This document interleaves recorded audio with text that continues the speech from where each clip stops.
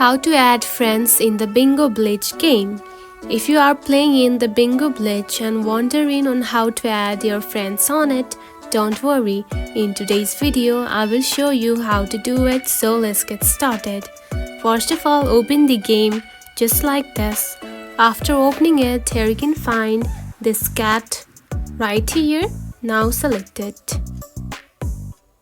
Then here you can find the Friends Center. Now to add friends, you can simply tap on to add button right here. Now select it. Now you can simply tap on to search by ID.